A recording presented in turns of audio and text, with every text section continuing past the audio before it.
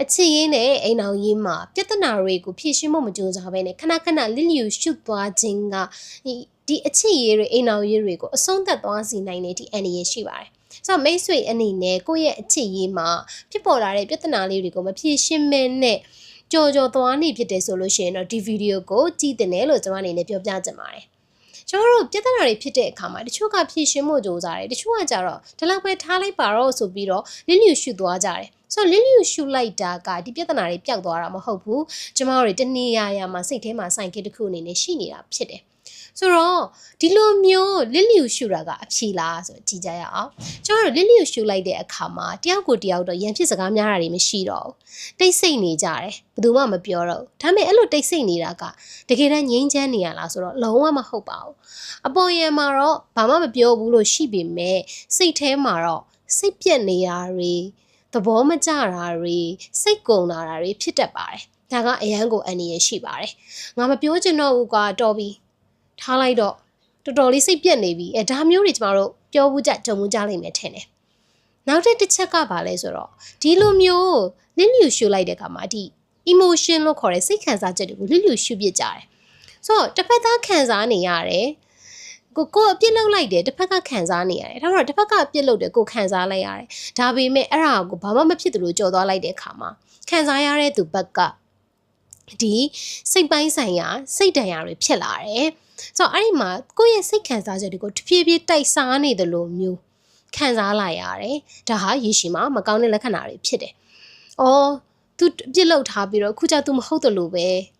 ငါ့ကိုကြည်စမ်းဒီလိုလှုပ်ထားတာဆိုတာမျိုးတွေဖြစ်လာနိုင်တယ်။ကဲနောက်တစ်ချက်ကဘာလဲဆိုတော့ကျမတို့တွေယုံကြည်မှုတွေရောနေလာခြင်းဖြစ်တယ်။ तू ကဂတိပေးထားတယ်ဒါပေမဲ့အဲ့ဂတိတွေကိုအကြိမ်ကြိမ်ဖြတ်တယ်။ပြီးတော့လိန်ညာပြီးတော့လည်းပြောတယ်ဒီလိုမျိုးခဏလုံနေခြင်းကယုံကြည်မှုကိုပျက်စီးစေတယ်ယုံကြည်မှုကိုပျက်စီးစေရဆိုတဲ့မှာအကြီးပြဿနာကြီးလုံးမှာယုံကြည်မှုပျက်စီးတာမဟုတ်ဘူးသေးလေးတွေပြုတ်လုခြင်းကလည်းပဲကျမတို့တွေယုံကြည်မှုတွေကိုပျက်စီးစေတဲ့အကြောင်းရင်းတွေကတစ်ခုဖြစ်တယ်နောက်တစ်ချက်ကဘာလဲဆိုတော့စိတ်ဖိစီးမှုတွေများလာခြင်းဖြစ်တယ်ကျမတို့တွေပြဿနာသေးလေးတွေဖြစ်လာတဲ့အခါမှာကျမတို့ဒီလိုမျိုးဒီပြဿနာတွေကိုမဖြေရှင်းဘူးစိတ်ဖိစီးမှုတွေများလာအားလုံးသိတဲ့အတိုင်းပဲဒီပြဿနာတစ်ခုဖြစ်လိုက်လို့ရှင်ဖွင့်ပြောလိုက်ရင်ရင်ထဲမှာပေါ့သွားတယ်ဆိုတာမျိုးရှိတတ်ကြတယ်ဒါပေမဲ့မပြောပြတော့စိတ်ထဲမှာတနှုတ်နဲ့ခံစားနေရတယ်ဒေါသထွက်စရာရှိရတယ်လည်းထွက်တယ်ပြီးတော့သူ့ကိုမပြောပေမဲ့လို့တခြားဘက်မှာပောက်ကွဲခြင်းနေတယ်ဒီလိုမျိုးပေါ့နော်စိတ်ထဲမှာတနှုတ်နဲ့စိတ်ဖိစီးမှုတွေကများလာမယ်တစ်ခုကနေနှစ်ခုကနေသုံးခုဖြစ်လာတဲ့အခါမှာစုပုံလာတဲ့အခါမှာကျမတို့မီးတောင်ကြီးတစ်ခုလိုဖြစ်လာတယ်သူ့ရဲ့ဆိုင်ခဲတွေကတဖြည်းဖြည်းပြေးလာတယ်အထဲမှာဒေါသတွေစိတ်ဖိစီးမှုတွေပြေးလာတယ်နောက်ဆုံးဘလို့မှမခံနိုင်တဲ့တော့အဆုံးမှာကြတော့ဝုန်းကနေပောက်ကွဲထွက်သွားတယ်ဒီလိုမျိုးပဲဘလို့မှသီးမခံနိုင်တော့တဲ့နောက်ဆုံးမှာပောက်ကွဲထွက်သွားပြီးတော့ relationship တွေအဆုံးသတ်တဲ့ဒီ energy တွေရှိပါတယ်ဒါကြောင့်မိတ်ဆွေတွေနဲ့အခုနေမှာကိုယ့်ရဲ့ relationship ကိုပြန်ပြီးတော့သုံးသပ်လိုက်ပါ relationship မှာဖြစ်နေတဲ့ပြဿနာတွေကိုမဖြေရှင်းမဲနဲ့ကြော်သွားမိနေလားဒါဆိုရင်တော့နောက်မကျသေးခင်မှာ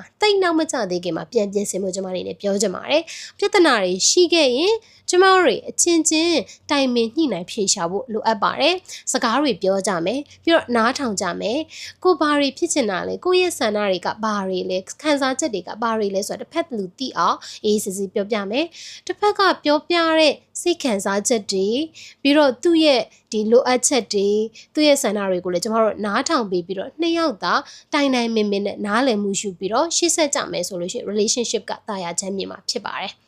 ်ဆိုတော့မိတ်ဆွေအနေနဲ့ဒီဗီဒီယိုလေးကလုံးဝကိုကြိုးရှိမယ်လို့ကျွန်မအနေနဲ့မျှော်လင့်ပါတယ်အဆုံးထိကြည့်ပေးတဲ့အတွက်ကျေးဇူးအများကြီးတင်ပါတယ်ကျွန်မကတော့အီမွေပါ life and relationship coach တယောက်ဖြစ်ပါတယ်မိတ်ဆွေအနေနဲ့ဒီလိုအခြေအနေမျိုးကိုကြုံနေရတယ်ဆိုလို့ရှိရင်ကျွန်မတို့ကိုယ့်ရဲ့သက်ဆိုင်သူသိအောင်ပဲဖြစ်ကျွန်တော်တို့ဒီဗီဒီယိုလေးကို share သွားပေးလိုက်ပါနောက်ပြီးတော့ကိုယ့်ရဲ့တငယ်ချင်းတွေထဲမှာလည်းဒါမျိုးအခြေအနေတွေကြုံနေရတယ်ဆိုလို့ရှိရင်ဒီဗီဒီယိုလေးကို share ပေးလိုက်ပါအောင်မိတ်ဆွေအနေနဲ့အချစ်ရဲ့အိမ်တော်ကြီးနဲ့ပတ်သက်တဲ့ဘူးတူတာတွေကိုနားထောင်ကျင်နဲ့သိကျင်နေဆိုလို့ရှိရင် like and follow လုပ်သွားပေးပါ subscribe လုပ်ထားပေးပါလို့ပြောပြရစီပြီးရင်ကျမနဲ့ဒီ101 coaching session ယူပြီးတော့လည်းပဲအချစ်ရဲ့အိမ်တော်ကြီးဘဝရေးနဲ့ပတ်သက်တာတွေကိုရှင်းဖွင့်တိုင်မဆွေးနွေးလို့ရပါတယ်